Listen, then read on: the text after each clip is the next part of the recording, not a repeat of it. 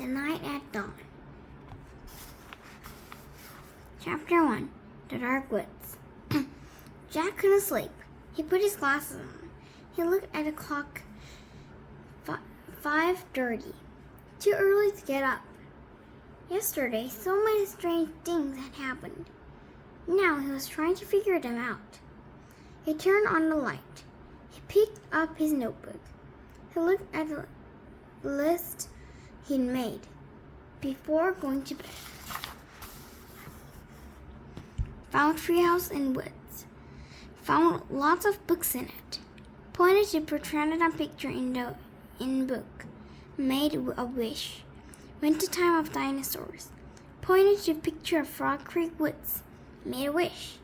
Come home to Frog Creek. Jack pushed his glasses into place. Who was going to believe any of this? Not his mom or his dad or his third grade teacher, Miss Watkins. Only his 7-year-old sister, Annie. She'd gone with him to the time of dinosaurs. Can't you sleep? It was Annie standing in his doorway. Nope, said Jack. Me neither, said Annie. What are you doing? She walked over to Jack and looked at his notebook. She read a list.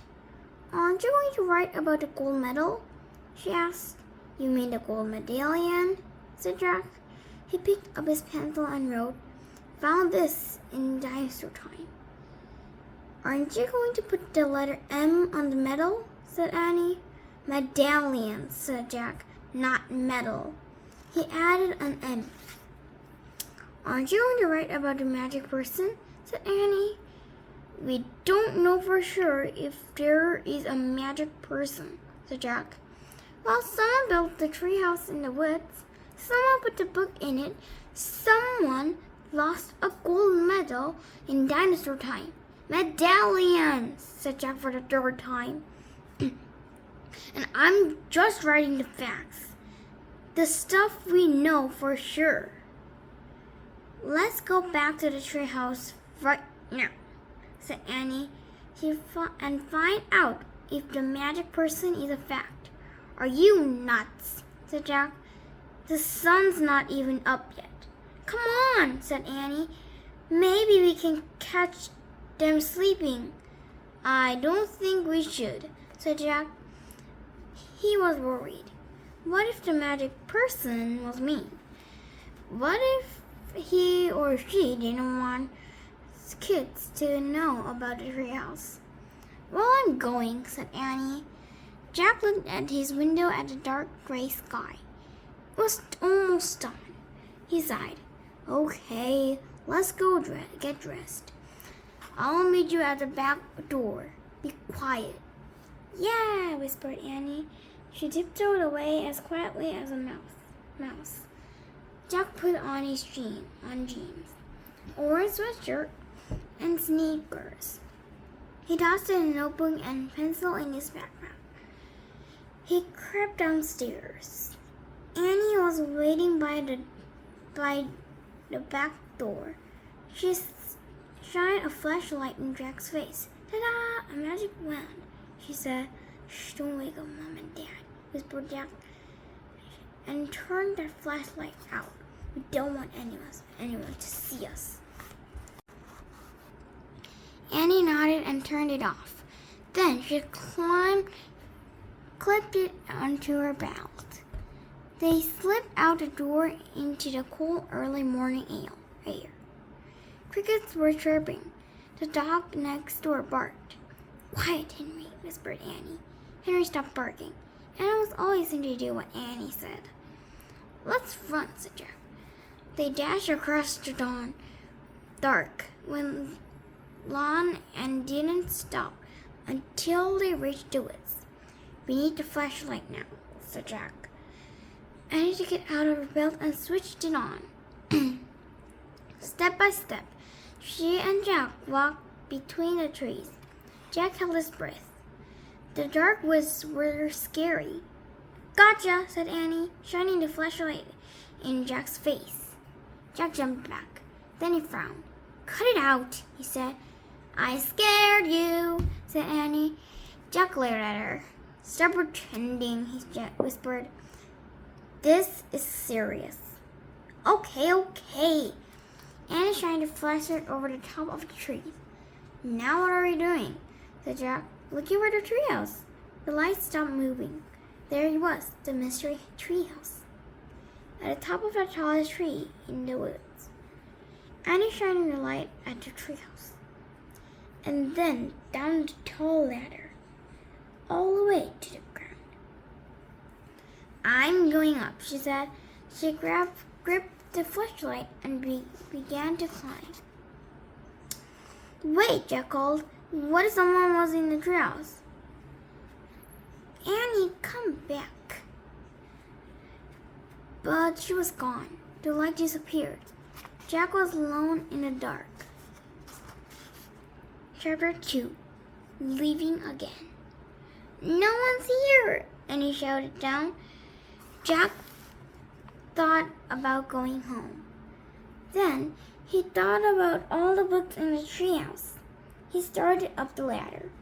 When he was nearly to the treehouse, he saw light in the distant sky.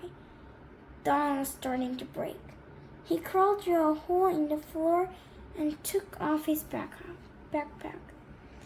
It was dark inside the treehouse. Annie was shining her flashlight on the books scattered about. They're still here, said Annie. She said. She stopped the light on the dinosaur book. It was the book that had taken them to the time of dinosaurs. Remember the Tyrannosaurus? Asked Annie. Jack shuddered. Of course he remembered. How could anyone forget seeing a real-life Tyrannosaurus Rex? The light fell on a book about Pennsylvania. A red silk bookmark stuck out of it. Remember the picture of Frog Creek? Said Annie. Of course, said Jack. That was the picture that had brought them home. They're my favorite, said Annie. The light was shining on a book about knights and castles. There was a blue leather bookmark in it. Annie turned to the page with the bookmark. There was a picture of a knight on a black horse. He was riding toward a castle. Annie, close that book, said Jack. I know what you're thinking. Annie pointed at the knight. Don't, Annie. We wish we could see the guy for real, Annie said. No, we don't, shouted Jack. They heard a strange sound. Nee-ha! It shouted like a horse neighing. They both went to the window. Annie shined the flashlight down to the ground. Oh no, whispered Jack. A knight, said Annie. A knight in shining armor, riding a black horse through the Frog Creek woods. Then the wind began to move. The leaves began to tremble. It was happening again. We're leaving, cried Annie. Get down. The wind moaned louder. The leaves shook harder. And the treehouse started to spin. It spun faster and faster. Jack squeezed his eyes shut. Then everything was still. Absolutely still. Jack opened his eyes. He shivered. The air was damp and cool. The sound of a horse's whinnying came again from below. Nee-ha! I think we're here, whispered Annie. She was still holding the castle book. Jack peeked out the window. A huge castle loomed out of the fog. He looked around. The treehouse was in a different oak tree, and down below, the knight on the black horse was riding by. We can't stay here, said Jack. We have to go home and make a plan first. He picked up the book about Pennsylvania. He opened to the page with the real red silk bookmark.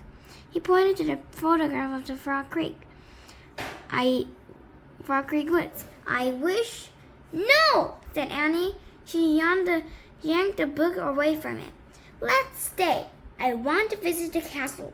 You're nuts. We have to examine the situation, said Jack, from home. Let's examine here, said Annie. Come on. He held out his hand. Give it. Annie gave Jack the book. Okay.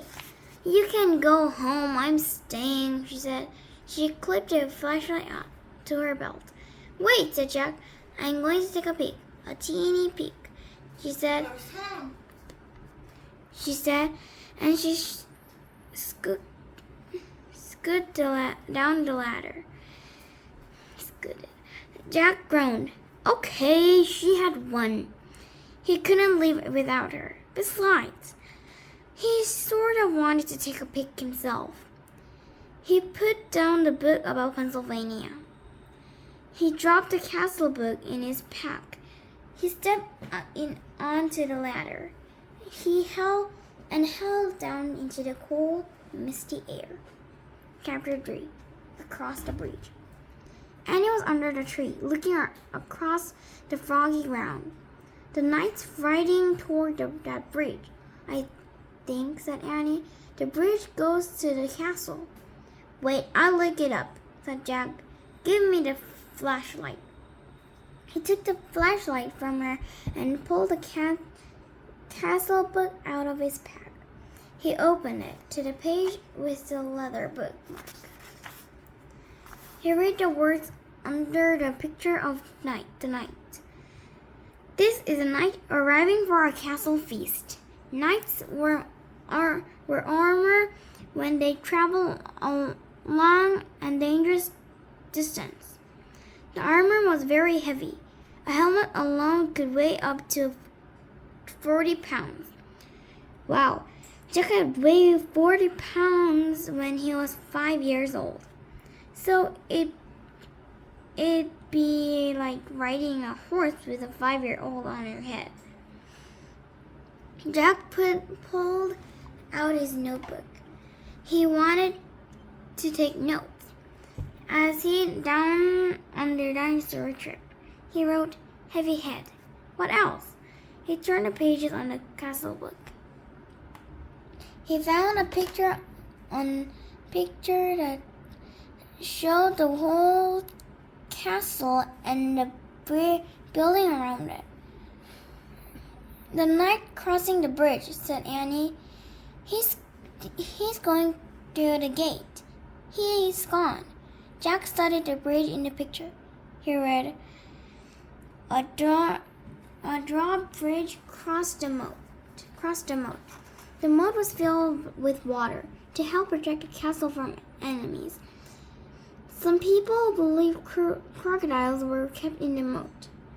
Jack wrote in his notebook, crocodiles in moat? Look, said Annie, peering through the mist. A wild mule, right over there. Yeah, there's a wild mule in here too, said Jack, opening at the picture. Look at the real one, Jack, said Annie, not the one in the book. A piercing shriek split the air. Yikes, said Annie. It sounded like it came from the little house over there. She pointed to the fog. There's a little house here, said Jack, studying the picture. He turned the page and read, the hawk house was in the inner world of the castle. Hawks were trained to hunt other birds and small animals. Jack wrote in his notebook, hawks in hawk house? We must be in the inner world, said Annie. Jack, let's Listen, whispered Annie. You hear that? Drums, horns. They're coming from the castle. Let's go see. Wait, said Aunt Jack. He turned more pages of the book. I want to see what's really going on. Jack, not what's in the book, said Annie. But look at this, said Jack. He pointed to the picture of a big party. Men were standing by the door, playing drums and horns. He read, fanfares were played to announce different dishes in a feast. Feasts were held in the great hall. You can look at the book. I'm going to the real feast, said Annie. Wait, said Jack, studying the picture. It shows boys his age sharing trays of food. Whole pigs, pies, peacocks with all their feathers. Peacocks? Jack wrote. They eat peacocks? He held up the book to show Annie. Look, I think they eat. Where was she? Gone again. Jack looked at the fog. He heard the real drums and the real horns. He saw the real hawk house, the real windmill, the real moat. He saw Annie dashing across the real drawbridge. Then she vanished through the gate leading to the castle.